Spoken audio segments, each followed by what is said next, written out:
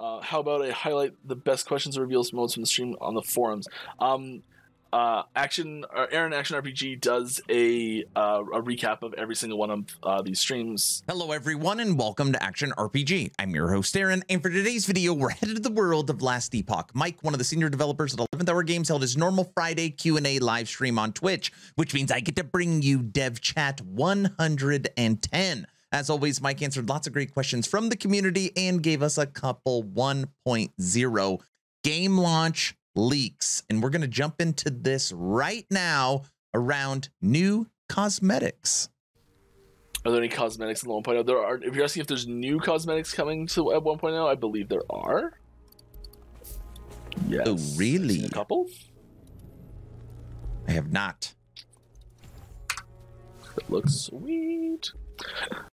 And they look sweet. Now, as you know, I have my fashion show videos on YouTube. So if any of these cosmetics look awesome, you will see them in game there. Now let's talk Team Merchants Guild with trade. Trade be publicly tested before 1.0 launch. Ooh. I saw some discussion on it potentially messing up the game release if it came with 1.0.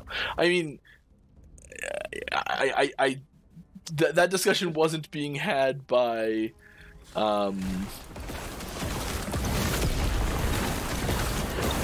like people working on it, because we're not been saying that. I mean, there's always the chance any feature causes issues, you know. True.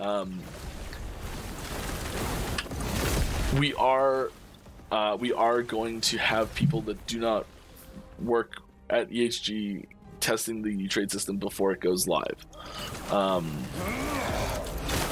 There won't be a public patch that enables the Bazaar pre 1.0 launch for just every single person who plays the game.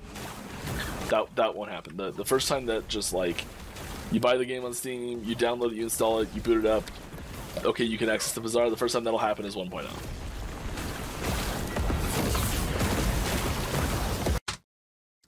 Obviously, I want it to function right, and I'm excited to be able to test out the system.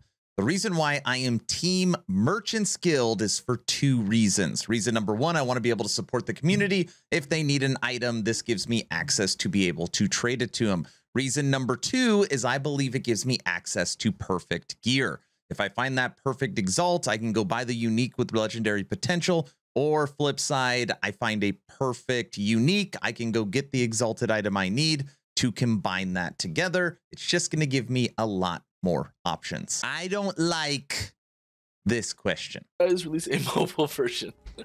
I mean, I hate saying hard no to anything, but if a phone wants to run Last Epoch, that phone's got to get a lot more power in it before it's going to be running this game.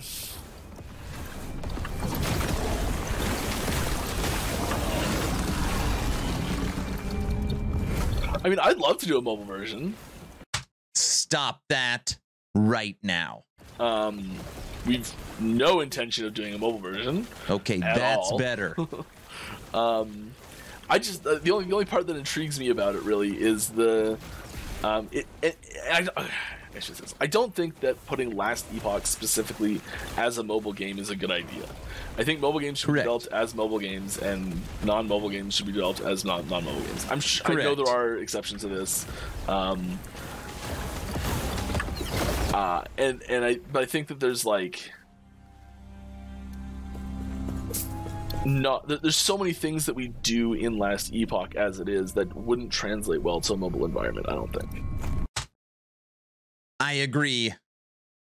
Keep it on PC. Give us Steam Deck. Teaser number 1. Okay, I'm gonna put something up on screen to show you guys, and I'm gonna go get that. Cool. What is it? Be right back. What is it?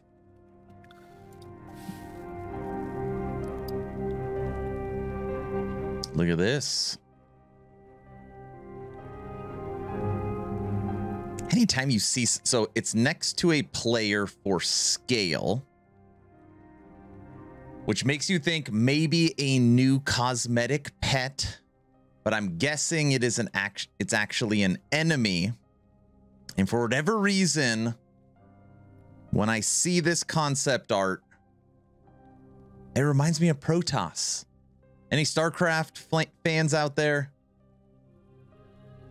Looks like Toss to me. Long-awaited Healing Hands skill tree. Will all skills have a skill tree in 1.0, specifically Healing Hands? I did see something about Healing Hands on a, like, if we got time, it was the first thing after Falconer and Warlock to go for 1.0 for skills. So that everything had a a skill tree. So we definitely want to. I don't know if it's going to make it or not. I hope it does. I think it will. I really hope it makes it, because obviously the marketing is every skill has a skill tree, which obviously is true. We know that will be the end case, but technically Healing Hands does not. Now, once again, sets were brought up to Mike, and he gave a good kind of generic answer. I'm actually not going to play that whole 2 minutes of him going through sets. What I am going to play for the record is his end answer. Listen to this. Andrew, sorry, but to answer your actual question that you asked after 1.0, that it's a set. The set stuff is not planned to come with 1.0, I don't think. Not coming at launch. Not gonna lie, this next one literally made me angry on stream last night when I found out. I'm not angry at EHG for last Epoch. Moving on. If you guys can try not to release 1.0 too close to soon to come releases, POE, D4, etc., all coming really soon. Yes. Yeah, POE's recent release date shift was not awesome for us. I do not begrudge them taking more time at all. I do.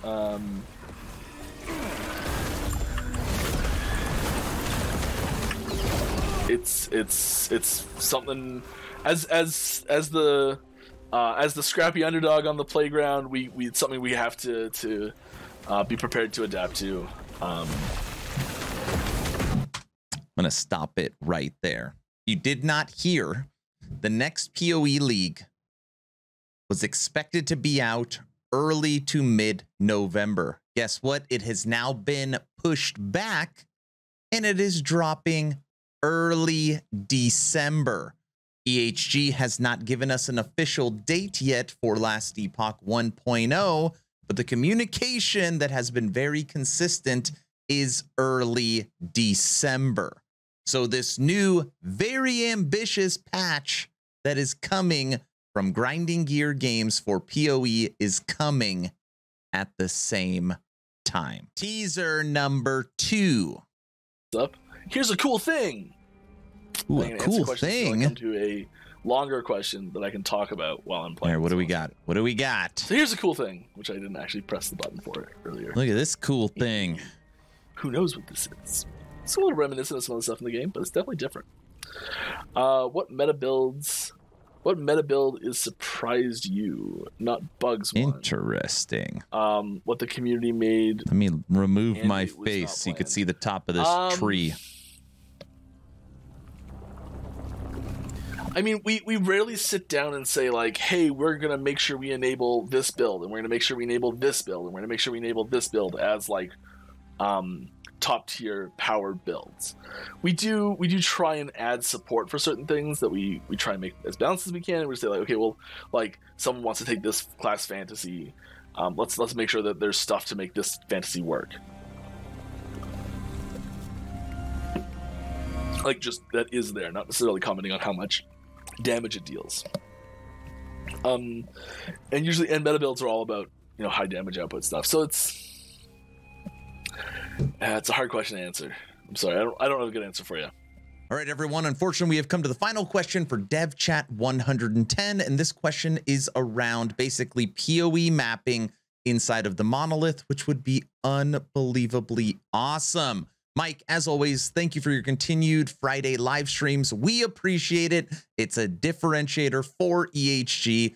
Awesome way to connect with the community. Thank you. Thank you. Everybody, 2 asks at the end of this video. Ask number 1, hoping today is the day I have earned your subscription. I'm hoping today is the day you make the decision to push that little red button. Of course, only if you think I have earned it. And if not, I'm going to work harder for you. Ask number 2, check out my Patreon. Thank you to the first 85 members that have signed up. I get asked all the time, Aaron, what is the best way to support? And Patreon is it. And you get the most added benefits. Also, tomorrow, I'll be making a decision, pretty sure tomorrow, on the 27 submissions I have gotten on the build contest. It's been like a full-time job going through it, but I just love the enthusiasm and everybody's ideas. Likely that winner coming tomorrow, if not Monday at the absolute latest. All right, I am done. Mike, take it away. LE monoliths had crafting mechanics like items, so we'd have super rare LE potential monoliths with some rare mods to make the area super interesting, difficult, but rewarding. Crafting can expand monoliths so much if added. Yeah, so this is POE Maps is what we're talking about here. And we talked a lot, like, so you may notice that dungeon keys don't stack. We had originally talked about having dungeon keys work the same as how maps work, where there's like a magic map and you can like, you know, different types of maps that you can craft on and change the things on them. You can add stuff to them, take stuff off them, yada, yada, yada. And I think an endgame mechanic, whether that is dungeons, unlikely at this point, or an optional monolith mode, or a completely different like type of thing entirely. I don't know. Like one option I saw, I think this was a community post. Oh, I don't remember where I saw it. It was like these items that could drop that would be craftable, basically like maps. But yeah, so they're craftable items that can drop that have specific risks and rewards on specific mods. Basically the specific echoes that drop as items that you can craft on, that you could use in the monolith map screen to replace an echo that's there. So like, say there's an echo that like you're like, oh, that one's way too hard for me. You have this item, you use the item, it changes that echo into something else.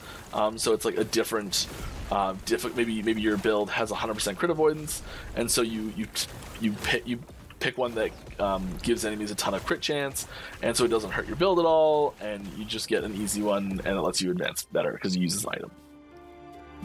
So that was my favorite. I can't remember what that was. I'm pretty sure that was a Reddit post. May have been Discord. But I really like that one.